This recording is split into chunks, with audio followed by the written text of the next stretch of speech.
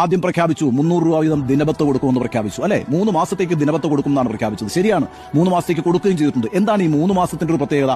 അതൊരു പ്രത്യേക കാലയളവാണ്. ആ കാലയളവിനുള്ളിൽ നമ്മൾ പ്രതീക്ഷിക്കുന്നത് എന്താണ്? ഇവരെല്ലാം പുനരധിവസിക്കപ്പെടും എന്നുള്ളതാണ്. അതിന്റെ അടിസ്ഥാനത്തിലാണ് ഈ 3 മാസത്തെ ദിനബത്ത് പ്രഖ്യാപിക്കുന്നത്. 3 മാസത്തെ ദിനബത്ത് പ്രഖ്യാപിച്ചു, അത് കൊടുക്കുകയും ചെയ്തു. പിന്നെ ഇപ്പോഴേ 8 മാസമായി 5 മാസമായിട്ട് ആ മനുഷ്യർക്ക് ആ പൈസ കിട്ടിയിട്ടില്ല. അപ്പൊ അവരൊക്കെ പുനരധിവസിക്കും കേട്ടോ. അവരാരും എന്താ പറയാ ഒരു പുനരധിവാസ സ്ഥലത്തേക്ക് മാറിയിട്ടില്ല. അവർക്കാർക്കും വീടുകളും കിട്ടിയിട്ടില്ല. അവർക്കാർക്കും തൊഴിലെടുക്കാനുള്ള സൗകര്യം ഉണ്ടായിട്ടില്ല. അപ്പോൾ ഈ ദിനബത്ത് എന്തായി? ദിനബത്ത് നിന്നു. ഇനി അത് മാത്രമല്ലല്ലോ, അന്ന് അവരെ എല്ലാവരെയും മാറ്റിപ്പാർപ്പിച്ചു വാടക വീടുകളിലേക്ക്. എന്തായിരുന്നു സ്ഥിതി? വാടക കൃത്യമായിട്ട് ഗവൺമെന്റ് കൊടുക്കും എന്ന് പറഞ്ഞു. അതിനൊരു സമയം വെച്ചിരുന്നു. വാടക കൊടുത്തുകൊണ്ടിരുന്നു. ഒരു പ്രത്യേക സമയം കഴിഞ്ഞപ്പോഴത്തേക്കും വാടക കട്ടായി.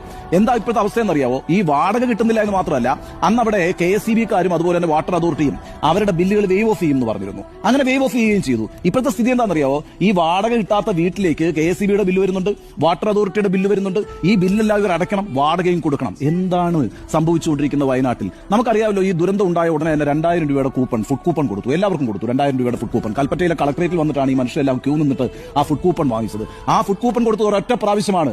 ആ കൂപ്പണുമായിട്ട് മാവേലി സ്റ്റോറിൽ പോയിട്ട് ഭക്ഷണത്തിനുള്ള സാധനങ്ങൾ വാങ്ങി ഈ വാടക വീട്ടിൽ വന്ന് താമസിച്ചുകൊണ്ടിരുന്ന മനുഷ്യരെല്ലാം അത് കഴിഞ്ഞപ്പോൾ വീണ്ടും പട്ടിണിയിലേക്ക് പോയി. ഇതാണ് സ്ഥിതി എന്ന് പറയുന്നത്.